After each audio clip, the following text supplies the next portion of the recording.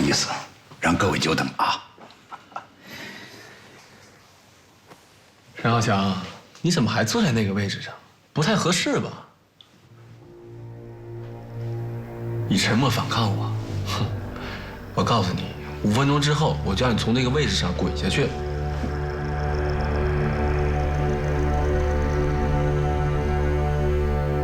还有这位戴小姐，我们这是董事会，你好像在这不太合适吧？佳琪啊，别这么小气嘛！你以后就是邦利集团的总经理，对手下的人要包容点啊。是吧？请无关人员离开，请吧。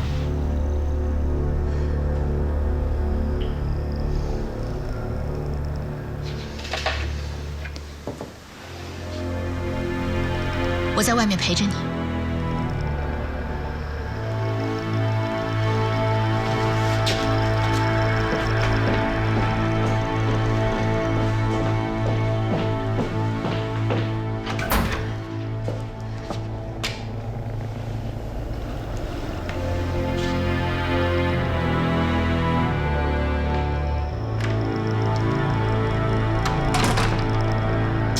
OK， 开始吧。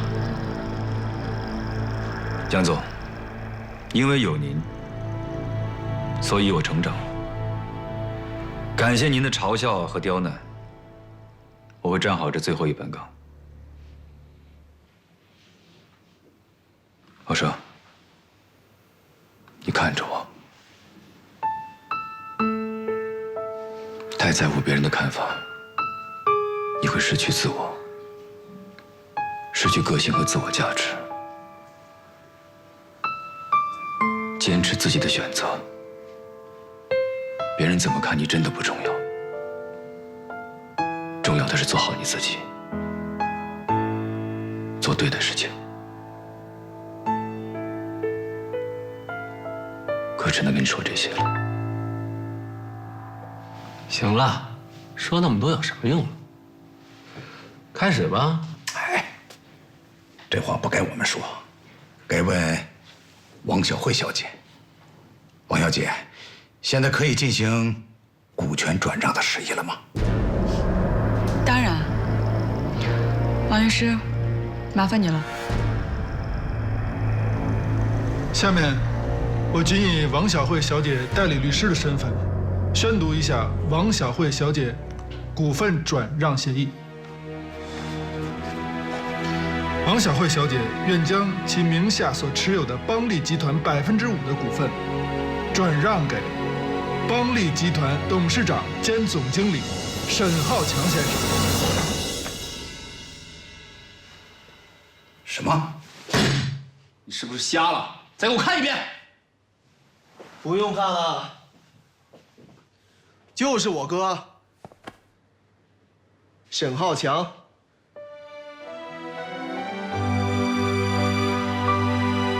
沈老生，你胡说什么呢？是不是疯了？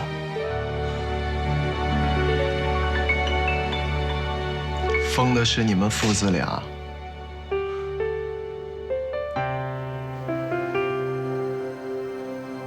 王小慧，你居然把股份转给了沈浩强，你就不怕宋文平坐牢？是有人要坐牢，但不是宋文平，是段副局长。什么？怎么可能？你如何能做到？你以为我来黄东公司这么久，就是你们父子俩任由摆布的一条丧犬吗？你们和段副局长之间的交易，我都有证据，包括这次陷害文平哥的。卑鄙！少侠，你们哥俩不惜决裂，整出这么大的动静来，为的是什么？想搞垮我们华龙公司？我哥在此之前，什么事情都不知道。这所有的事情都是我一手策划的。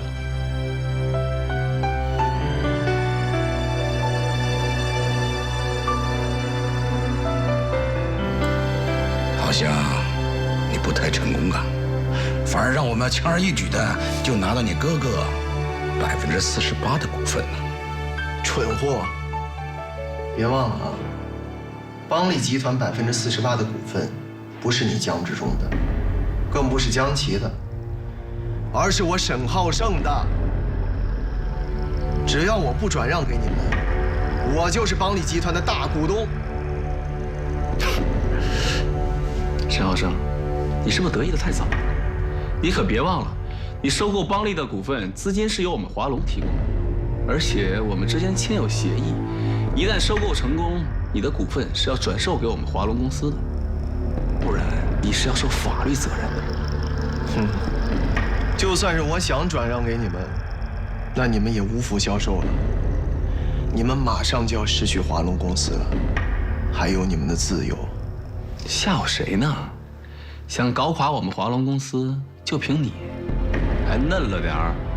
对，凭我自己一个人的能力，是无法搞垮你们的。你这句话什么意思？谁在暗中帮你？是我。本来我误会了浩生，我以为他死心塌地的为你们卖命。他来找我配合他演戏的时候，我还不相信。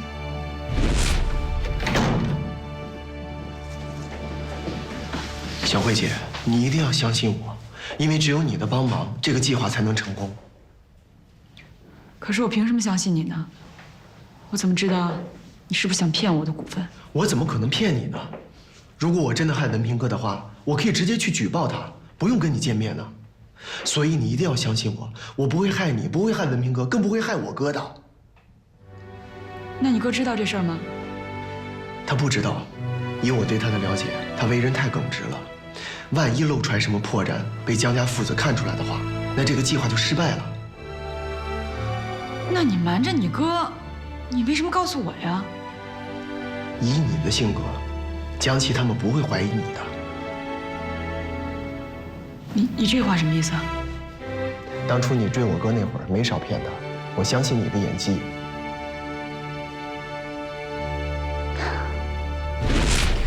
事情的经过就是这样。为了配合浩胜，所以我假装一步一步被你们逼得无路可走，只能把股份转让给你们。当你们以为得逞的时候，其实才刚刚进入我们的圈套。不错，很会演戏。不过我有点闹不明白了，沈和生，既然王小慧这么相信你，你为什么把股份直接转给沈浩强？断了我的念想，何必再来这些弯弯绕啊？因为我那个时候还没有完全掌握你们的犯罪资料，所以我就请求王小慧帮我演这出戏，把她的股份一点一点地转出来，目的就是为了拖延时间，好让我来搜集你们的犯罪证据。你们俩这戏演得不错呀。不过你们有我们什么犯罪证据？这些事儿都是杜哥跟马少良干的，跟我们无关。你说这话连你自己都不相信吧？不过我早就猜到你会这么说了，所以我要搜集的就是你们偷税、漏税和行贿的证据，因为只有这个样子才能打垮你们。就凭你，想搜集我们公司偷税漏税的证据？做梦！你根本就接触不到我们公司的财务。说的没错，因为我知道你们根本不会完全相信我，更不会让我接触到你们公司的财务情况，所以我在你们公司内部找了一个人帮忙。谁？是我。和我联手，一起打垮江氏父子。你是真心的，还是江琪让你来试探我的？老总，我承认，我以前确实想打败我哥，因为我想证明我自己的能力，我不比他差。可到现在为止，我经历了这么多的事情，我终于明白了，这一切都是江氏父子的阴谋。他们将我玩弄于股掌之中，我一定不会再执迷不悟了。我一定要打垮他们。可我知道，我一个人的力量是不够的，所以我需要你的帮助。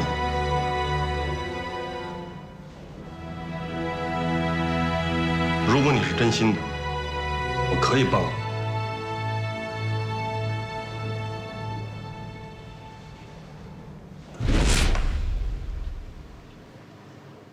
姚俊才，我待你不薄啊！你为什么伙同别人来陷害我？你们父子二人狼狈为奸，阴险狡诈，可谓是坏事做尽。不仅害得我儿子丢了工作，差点坐牢，更害得我是背着背信弃义、忘恩负义的骂名。这些年，每当我想起这事儿，我的心里就如刀绞一般的痛。你们以为我会跟你们一笑泯恩仇？我每时每刻都在琢磨着，怎样才能打一个翻身仗，来洗刷我的耻辱？怎样才能让你们父子二人被送进监狱，蹲监坐牢，放解我的心头之恨？当沈浩胜来找我说要联手，找机会一起搞垮你们的时候，我想机会终于来了，所以我毫不犹豫的就答应了他们。你们父子俩今天也是对天网恢恢，疏而不漏，善恶终有报的最好的诠释。今天你们的报应终于来了。江志忠，我为了搜集你们的犯罪证据，将你们一举打垮，加入到你们公司，忍受着别人对我的鄙视和误解，还有常人不能感受到的孤独，我都忍下来了，因为我知道，总有一天我会让你们加倍奉还。哼，就算你们串通一起，又能怎么样？大不了这个破公司我不要了。这只是个商业收购，根本就构不成犯罪。江琴，我身边这个姑娘，你不会不认识吧？我不认识。你不认识我了？你和杜哥干的那些勾当，天理难容。杜哥和马少良还有聋子那帮小混混已经被警察带走了。告诉你，你也快了。害你的不是我，是你自己。这就是你做尽坏事之后的报应。现在清楚了吧？偷税、漏税、行贿、敲诈勒索、绑架，你们干了这么多的坏事儿，现在报应来了。检察机关、公安机关还有税务机关都会将你们绳之于法。你们吓唬不了我，你们这是在发癔症，一个个得了妄想症，群疯子、精神病！杨震，往走！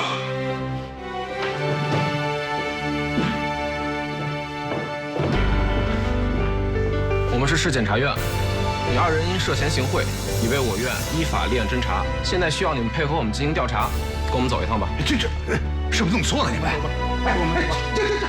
你们是不是弄错了？弄错了！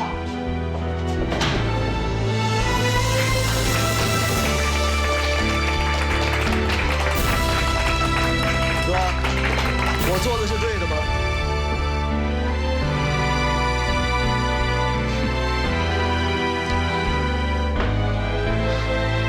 臭小子，干得漂亮！谢谢你，好兄弟。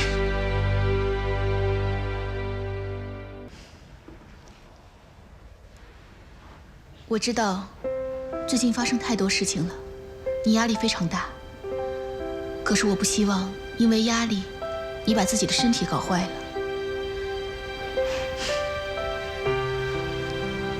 相信我，没有过不去的坎儿。不管结局如何，无论未来会发生什么事儿，我都会一直陪着你，陪着你一起面对，一起拼搏，一起走向未来。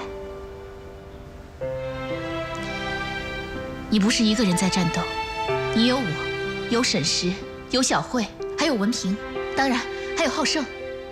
虽然浩胜现在还在迷宫里面转悠，但是我相信，我有信心，在天上看着的大妈和王董事长，他们一定会保佑浩胜改邪归正，保佑你们哥俩和好如初。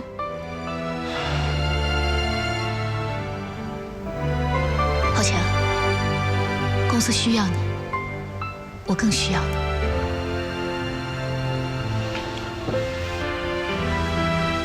明亮，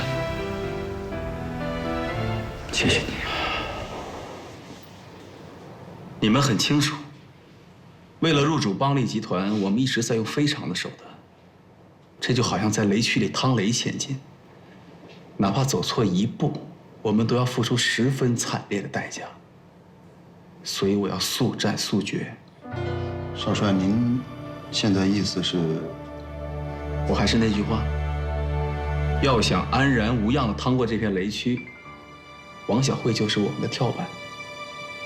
必须尽快得到他手中的股权。难呐，少帅，邦利集团可是王小慧他爹王邦利一生的心血，王小慧恐怕难以轻易就范。所以我才把你们两个叫过来，为的就是想到一招制敌的办法。我想把我的股权全部转让给你。说什么？为什么要这么做？江家的父子最近闹出这么多事儿来，无非不就是想得到公司的控股权吗？所以只要我的手上还掌握股份，他们就不会消停。我把我的股份全部转让给你，你拥有了公司的控股权，就算是他们想折腾的话，也损害不到公司的利益。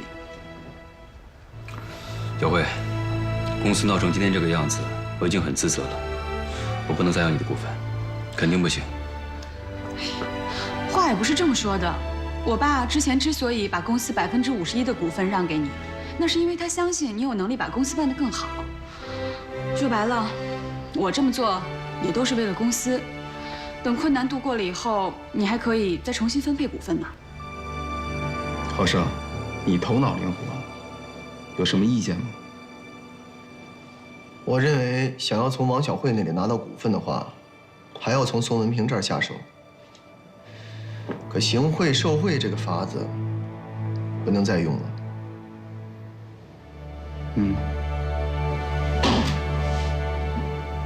如果我们让宋文平官职不保呢？具体说一说。比如说啊，想个办法，把宋文平调到乡下去挂职，随便什么小地方，说是挂职就让他闲着，自生自灭。宋文平，山沟里出来，好容易在北京扎下根儿，吧唧一下打回原形，这对一个男人来讲，那就是致命的摧毁。他能不明白是为什么？到时候不用我们出手，他自己就会哭着闹着去求王小慧，把股份让给你。浩强，现在不是你犹豫的时候。这退一步说，股份在你的手里，总比在我手里安全吧？掌握股份的人越多，肯定回头受到无辜伤害的人就会越多。小慧说的有道理，股份不管是在你手里还是在他手里，你们的最终目的都是为了公司好。与其一盘散沙，让别人有机可乘，我觉得不如你们就变成一块铁板，这样效果肯定不一样。江家父子做事不择手段，我真怕有一天他们点到我的死穴，那我爸的心血就全都毁在我们手里了。可是小慧，这么大的事情，你真的考虑清楚了吗？你需不需要跟文平商量一下？我已经跟他商量过了，他支持我的做法。好，我答应你，我也保证，总有一天，我会把你的股份重新还给你。这这样就太好了。如果加上小慧的股份，那你现在就拥有50%。如果再加上我的3个点，那你一共占有公司的53%，那你就拥有绝对控股权。这样江家父子不管再怎么嘚瑟，他们也做不了什么了。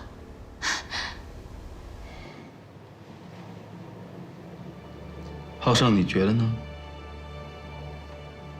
马经理这个主意好，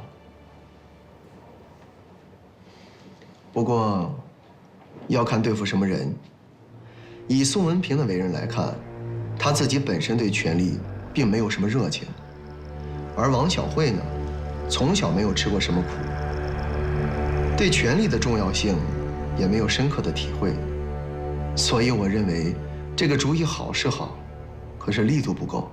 我不同意你这个观点，我就不信了，这个世界上还有对权力不感兴趣的人，尤其是男人。他宋文平年纪轻轻到科长这个位置，你千万不要跟我讲他从来不耍什么手段。我马少良绝对不信。我觉得这个事情缺少一点威慑力。王小慧已经吃过一次亏了，如果没有一招制敌的把握，还是不要轻举妄动。少帅，我又有招了，您听听这个够不够威慑力啊？咱们想办法帮宋文平开家公司。国家法规明文规定啊，公务员不得经商，他就是知法犯法，最少他也保不住头顶的乌纱帽。怎么样？这个威慑力够了吧？这个主意乍一听挺虎的，而且有段副局长从中帮忙，应该不难。只是这个办公司周期太长，我等不了。我要速战速决，尽快拿到王小慧手中的股权。段副局长这个人靠得住吗？他拿了我们不少的好处，现在跟我们是一条船上的人，你说靠谱吗？既然靠得住，我倒是有个方法。哦，说来听听。各位，今天临时召开这个股东大会，是有件很重要的事情，要向大家宣布。戴总，最近公司出现了很多的问题，经历了一些波折，我想大家都看在眼里，是因为有人想恶意入驻我们公司。为了公司的利益和长远发展，我做出以下决定：把我名下所持有的所有股份转让给董事长。这不仅仅是我个人的决定，王副总也是一样。情况大家也都了解了，别的话呢，我就不多说了。总之，我是不允许任何人来染指我们邦利集团，更不允许别人来窃取大家辛苦的劳动成果的。既然王总和戴总决定把股份交出来，帮公司渡过难关，我也不能袖手旁观。董事长，我决定把股份还给你。毛经理，你不必这么做。今天这个会是想让大家知道戴总和王总的决定，不是杯酒释兵权。各位依然是公司的股东，各位的股份也依然在自己手里。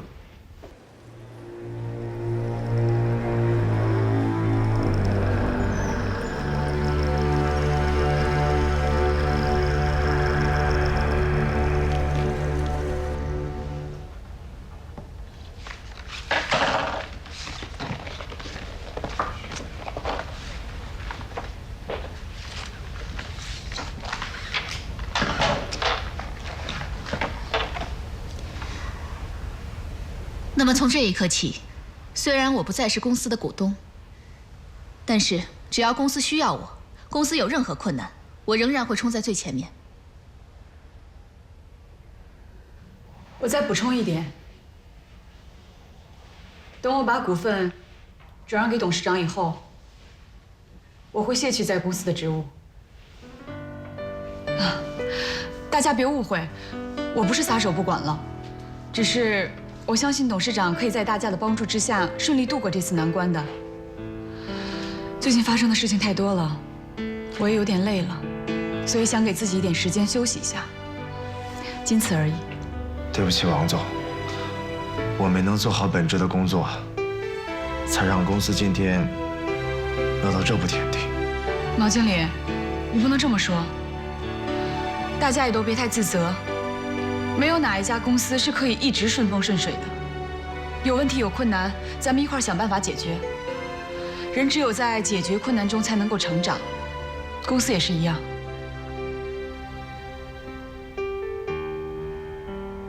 王律师。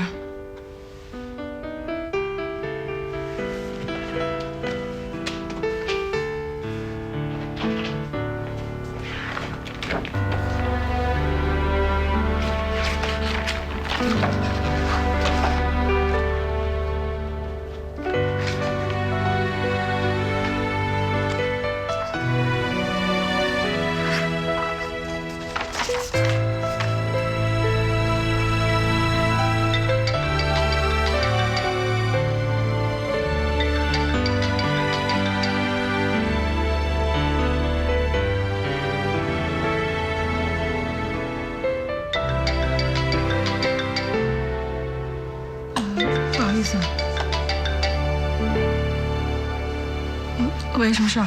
小慧姐，您在哪儿啊？我有个事儿想跟你说一下。我现在正有事儿忙着呢，有什么事儿回头再说吧。这件事呢，事关文凭哥的前途，你还是考虑一下吧。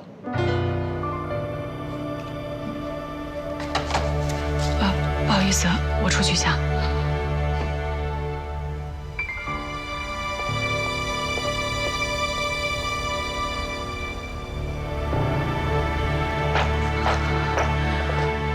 我说沈浩胜，你到底想要干嘛？你别再耍花样了。小慧姐，你听我把话说完啊。马房营这个消息，我哥是怎么知道的？你应该很清楚吧？那又怎么样？红头文件还没有下达，我哥就提前知道了这个消息。文凭阁身为国家公务员，提前把这个消息给泄露出去。你应该知道是什么后果吧？沈浩胜，你到底想要怎么样啊？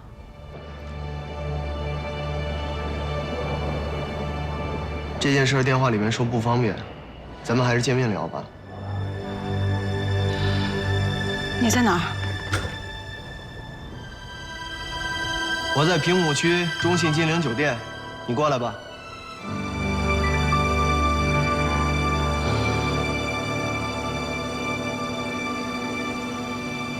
小慧，浩强，怎么了？出什么事了？合同今天可能签不了了，不好意思啊，我一个朋友出了点急事儿，我得马上过去一下。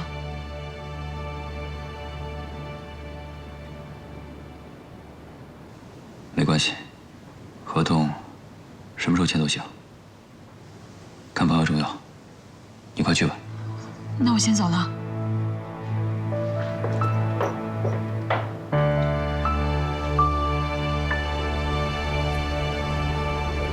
这份复印件是在文凭阁的办公室里面发现的，原件呢在段副局长那儿，而段副局长呢正在考虑什么时候把这份物证送到纪检委。就一份文件，能说明什么呢？再说了，反正文件已经下发下去了。马凤英规划的消息也已经人尽皆知了。王小姐，你没发现这份文件有些不一样的地方吗？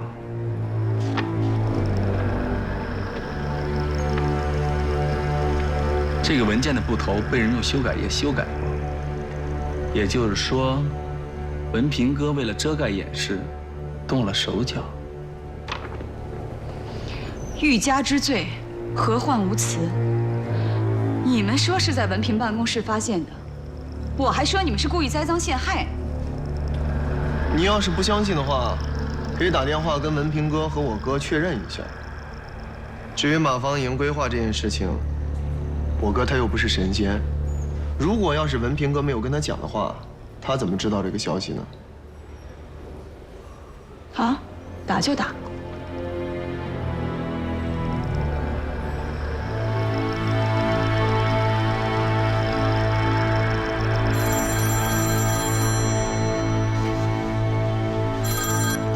喂，小慧。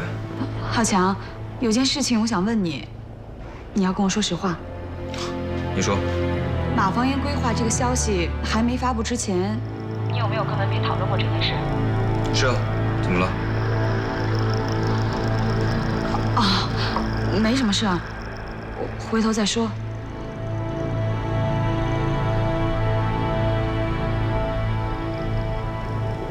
小慧的电话吗？嗯。她说什么了？奇怪，她突然问马坊印规划这件事情。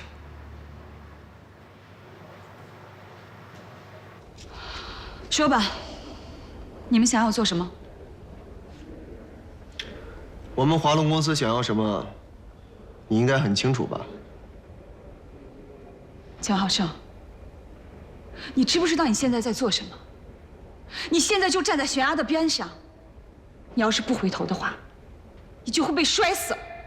小慧姐，站在悬崖边上的人不是我，而是文平哥。你想想看，他这么一个乡下小子，能混到今天这般田地，付出了多少？你应该很清楚吧？你现在不拉他一把的话，摔下去的人不是我，而是他。你们可真卑鄙！没错，我们就是卑鄙。所以像我们这种卑鄙的人，什么事情都做得出来。我知道，邦利集团是你父亲的心血，你不想把它交给外人的手里面。可是我向你保证，不管邦利集团落入谁的手里边，都会有你的位置，而且还会给你一部分股份，你还是邦利集团的主人之一啊。这么看，你损失不了什么。我亏你说得出来这种话，你还真是恬不知耻啊！你别忘了，你是我儿子的亲属，你现在居然这样对我，你这样对我，你还是人吗？小慧姐，你听清楚了，我没叫你嫂子。我的侄子是我的侄子，而你现在已经不是我的嫂子了。你要进的是宋家门，你现在好好想想怎么救宋文平吧。行了，甭跟他废话，段副局长还等着我答复呢。我现在给段副局长打个电话，他巴不得等着立功呢。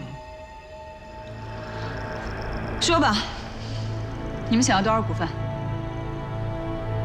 全部。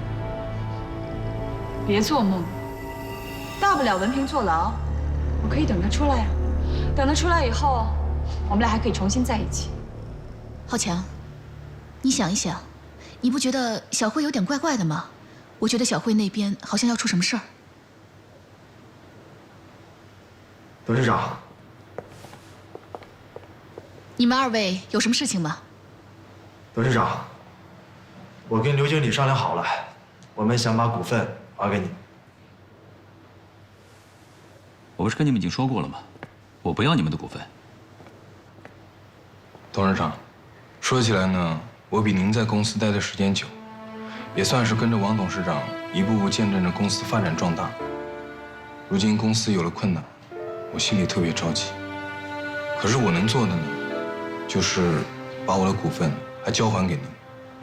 您啊，就不要再推辞了。你们来找我说这番话，我真的很感动。但是我从来没想过要收回你们的股份。你们不用过意不去，也不用想太多。董事长，说句不该说的，你为什么只收回了戴总的股份，而我们的股份你不收回呢？我收回了戴总的，再加上王总的，我就有了控股权。你们的股份在股权方面帮不上我太大的忙。我真正需要的是你们股东身份背后那关键的一票。我这么说，你们明白吗？董事长，您要是这么说，我们就明白您的意思了。我也明白了。董事长，你放心，不管什么时候，我都站在你这边。谢谢。王小姐，有一个事情我必须要提醒你一下。这个事情捅出去，坐牢的可不止宋文平一个人，还有沈浩强。我知道你们俩已经离婚了，不过沈浩强还是你儿子的亲爹。你不想以后你的儿子有过一个坐过牢的爹吧？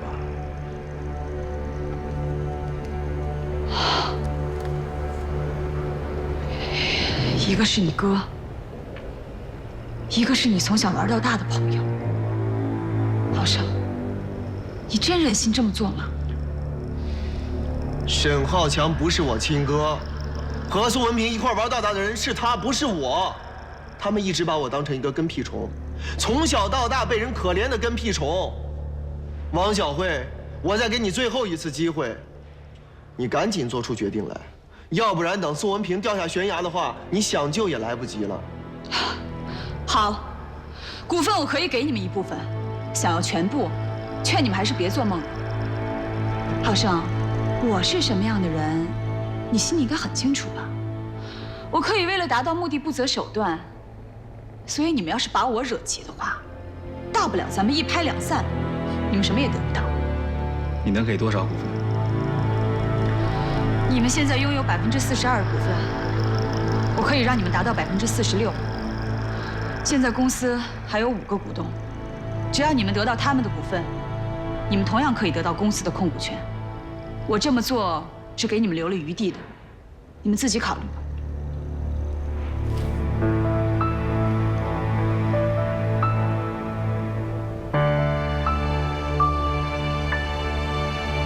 再多出让2个点。别跟我讨价还价。我跟文平，说白了，也没有结婚，他根本就不是我的什么人，所以你们最好想清楚了。要是真的把我给逼急了，我现在就把所有的股份都转让给浩强，到那个时候，你们可就真是一无所有了。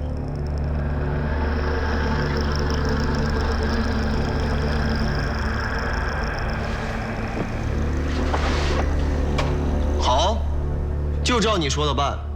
不过我有一个条件，你手里面剩下的股份不能给任何人，尤其是沈浩强。还有，开股东大会的时候，投票表决你要弃权，绝对不能站在我哥那边。王小姐，我们也算是仁至义尽了，这个要求不难吧？好，我答应你们，但是你们也得答应我，以后不许再找文平的麻烦。当然，只要你签了股份转让合同，这个文件随时可以销毁。浩生，你自己好自为之吧。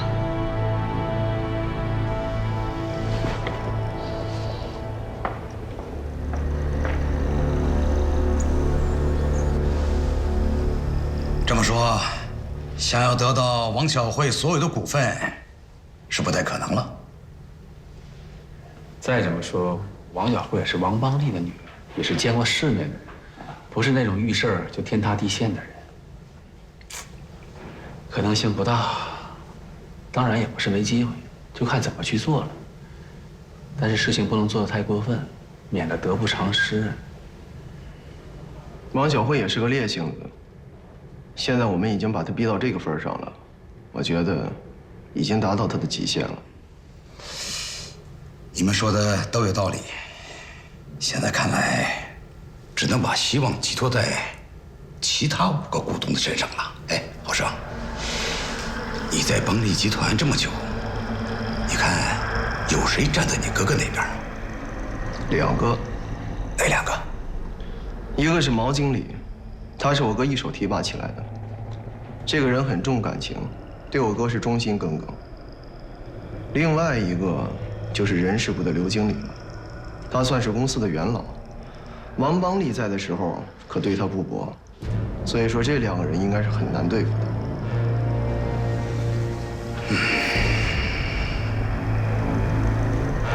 就是再困难，也要把他争取过来。这2个人就交给你了，没有问题吧？董事长，请放心，我一定会全力以赴的。非常时期可以用一些非常手段，但注意不要太过分了。我有分寸的。对了，还有一个人，张工，他是邦利集团的总工程师，也是一位元老。这个人为人耿直，眼里边容不得一粒沙子，也是一块难啃的骨头。难啃的骨头交给我吧，他难啃是因为火候还不到，我会想尽办法把它拆散了、煮熟了炖粥喝。现在沈浩强只有44的股份，只要王小慧不把股份给他，他就是得到了其他5个股东的股份，也只占49%。所以，就算是最坏的结果，我们依然还有希望。这一次，我们是赢定了。你没事吧？电话怎么关机了？没事儿，我想早点休息，所以就把手机关了。你来是为了股份的事儿吧？不仅仅，我还想知道，你为什么突然问起马纺银这个事情？我今天突然想起来了，所以就随便问了。跟我说实话。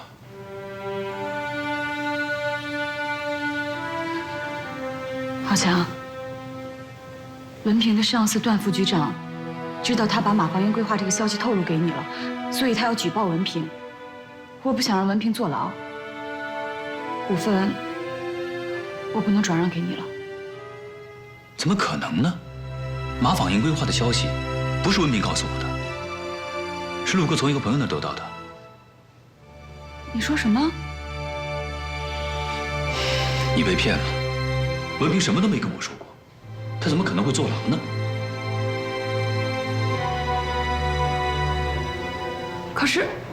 可是现在已经晚了，我都已经把股份转让给浩盛了。涨了多少4%。那我们还有机会。我的股份加上毛经理、刘经理的，再加上你的，正好51%，我们还能拿到控股权。可是浩强，我都已经答应他们，我的股份不会转让给任何人，所以我也不能转让给你。如果没有你的股份，就算其他5个股东把股份全部转给我，那也没用啊，我照样赢不了他们。我麻烦你从大局着想，好不好？浩强，你别为难我了，我不是不想帮你，我是真的不知道该怎么办。你不是在帮我，你在帮公司和帮自己。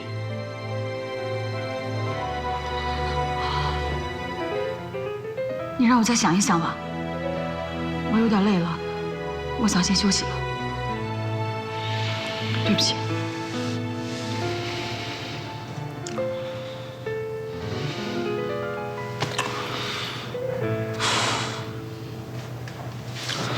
那你好好休息吧。浩强，这件事情你能不能不要告诉文凭？好的。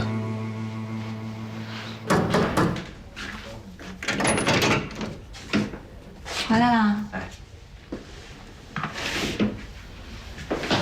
小萌，我们来看你来了。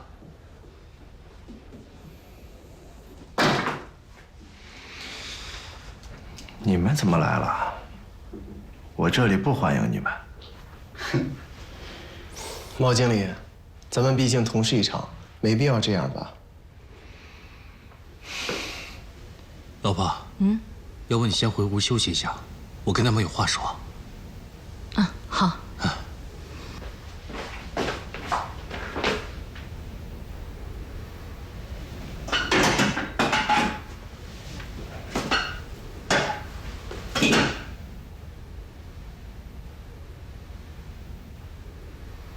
毛经理，我刚才听嫂子说，这房子是租的。小毛，太不像话了！你做销售部经理也不少时间了，怎么还不给家人买房啊？我不想听这些没用，我就想知道，今天你们来这儿有什么事儿？毛经理，日子过得这么艰苦，干嘛不早告诉我啊？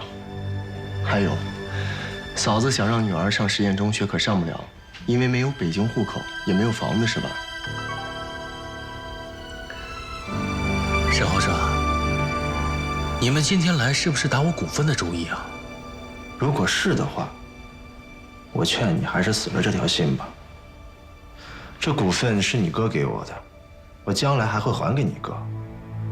你可以做出不仁不义的事情，我毛春波做不到。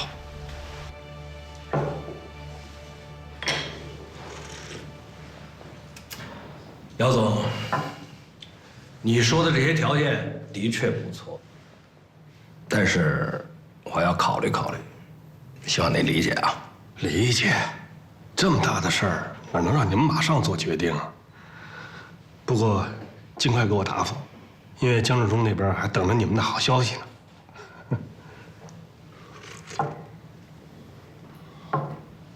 江志忠真的说过，只要华龙入主邦力集团成功，还会给我们股份。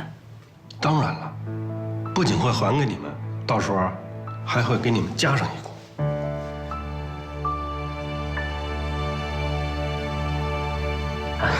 来，喝茶，喝来。以您的条件和权利，完全可以摆脱现在的困境。为什么要受委屈呢？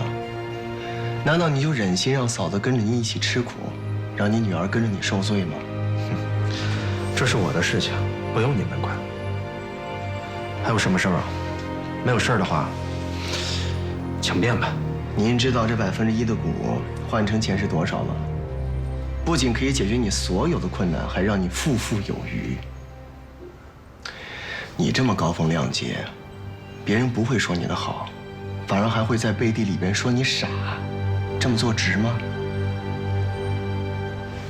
人活一张脸，树活一张皮。像你这种不仁不义、不要脸的事情，我不敢苟同。小毛，哎，你年纪轻轻的，怎么那么喜欢唱高调呢？你马哥，我这一辈子见过唱高调的人那是不计其数。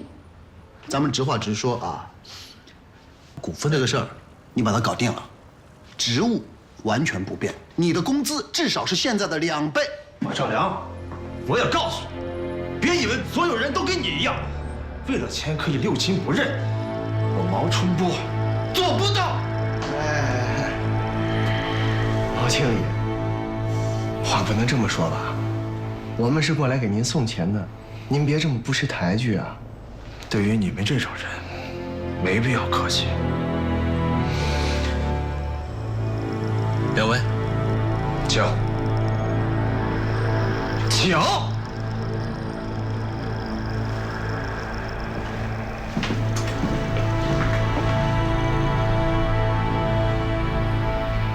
小毛啊，不为自己考虑，也要为孩子考虑。做人不能太自私，啊！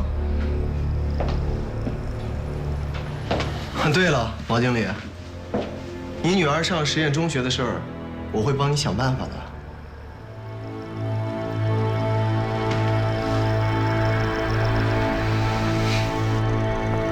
等一下。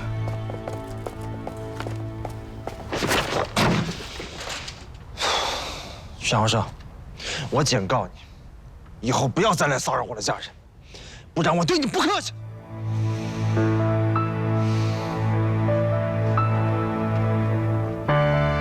这个傻蛋！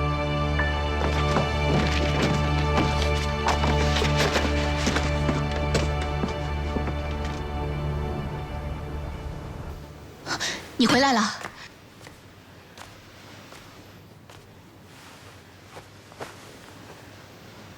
见识小慧了吗？谈得怎么样？小慧和江启豪生签了一份协议，答应再转4%的股份给他们。啊！天哪！我最担心的事情还是发生了。可是小慧为什么突然做这样的决定呢？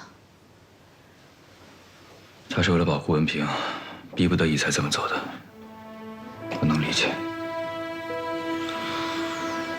他想想我该怎么办呢？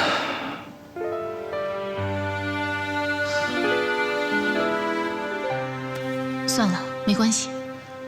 就算他们拿到小慧4%的股份，他们也还是没有控股权呢。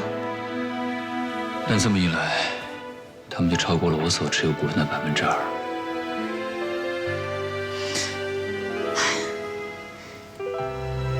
实在不行，把毛经理和刘经理的股份回购回来，这样华龙公司跟我们的股份就能持平了。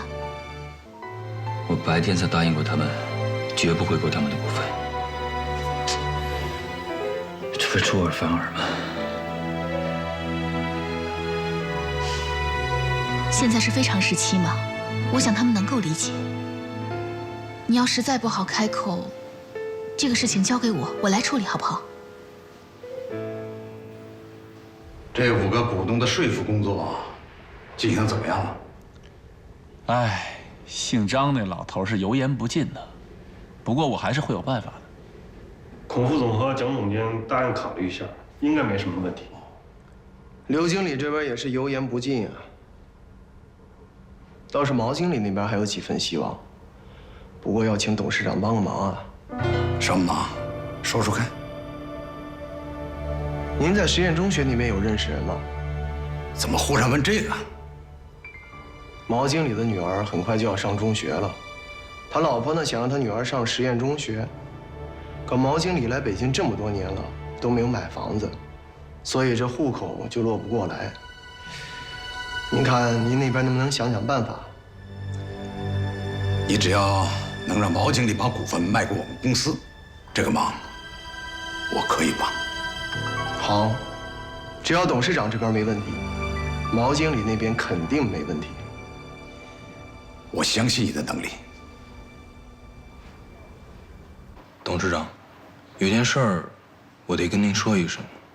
请说。就是浩胜他昨天来找过我，是关于公司股份的事儿。不过您放心，我没答应他。我不是那种背信弃义的人。我相信。浩胜没为难你吧？这个倒没有，我现在是孤家寡人一个，他即使想为难我，也无从下手。那你过来找我是想旧事重提，把股份还给公司，是吗？好，你既然来了，我也实话实说。我本来正打算找你聊聊这个事情。之前我说过，我绝不动你们的股份，但这一次我可能要食言了，希望你能谅解。董事长，您千万别这么说。我明白，您为了公司付出了这么多，公司上上下下可都看在眼里。我身为公司的员工，在这个时候可以为公司出一份力，我觉得这是我的荣幸。再说了，这股份我本来就受之有愧，您啊，还是都收回去吧。刘经理，你放心，只要我度过这次难关，我会把股份重新分配给你们，绝不食言。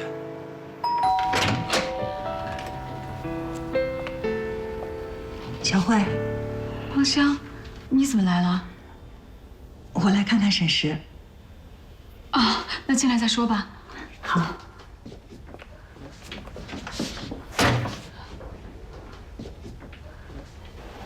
哎呦，睡着了，刚刚睡着。都长这么大了，我还是第一次来看。这时间过得多快呀，孩子长得也快。长得跟浩强小时候一模一样。你见过浩强小时候的照片？在他家见过。先坐吧。好。坐这儿吧。王香，我得跟你道个歉，原来的事儿我做的不太好，你别往心里去啊。我都不记得了。其实我今天来，也是想替浩胜说一声对不起。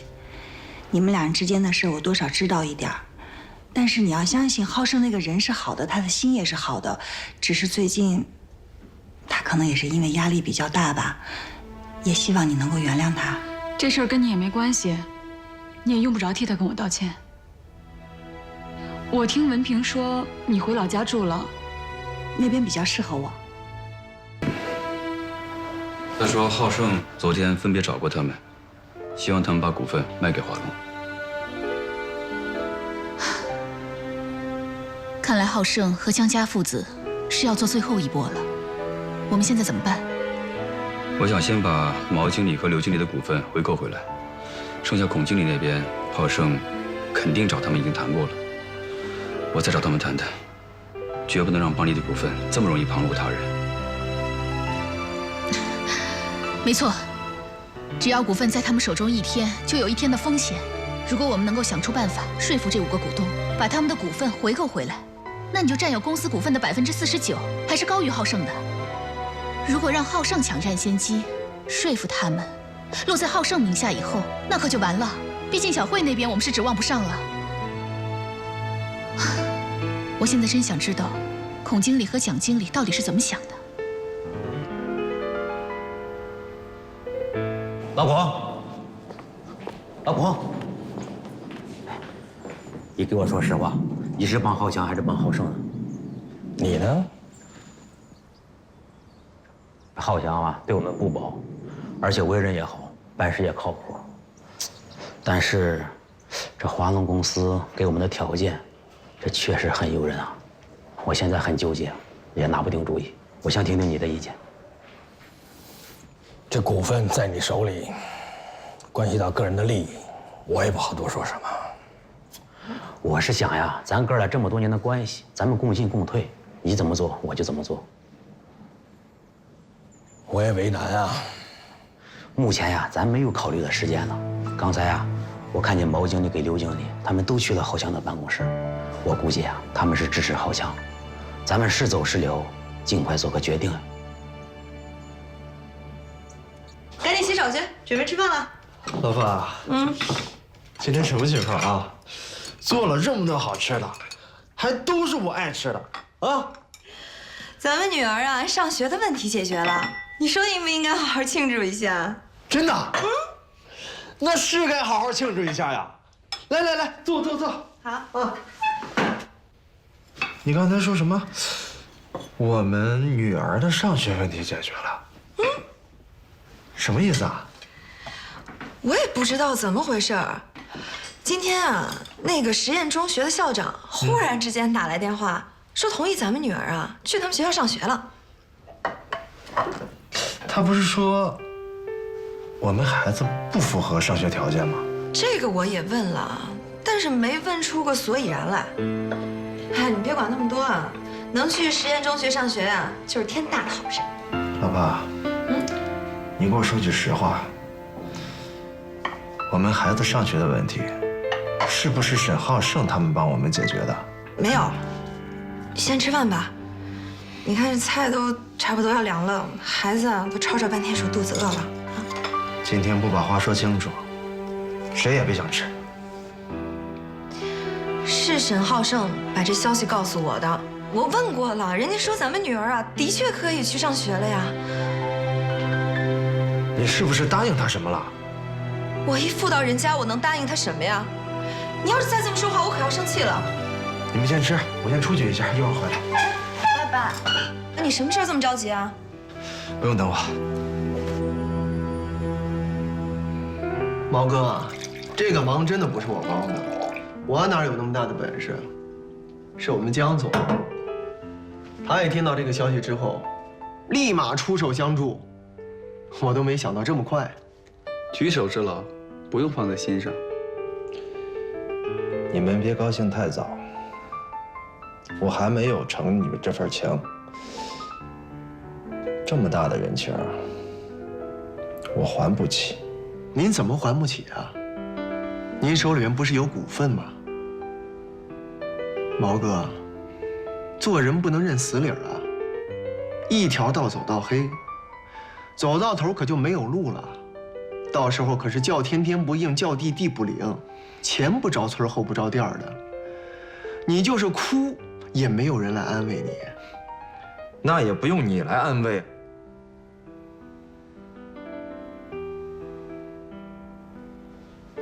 这么跟您说吧，邦利集团迟早都是华龙公司的，到时候您的股权能不能保得住不说，我估计连您那工作都保不住。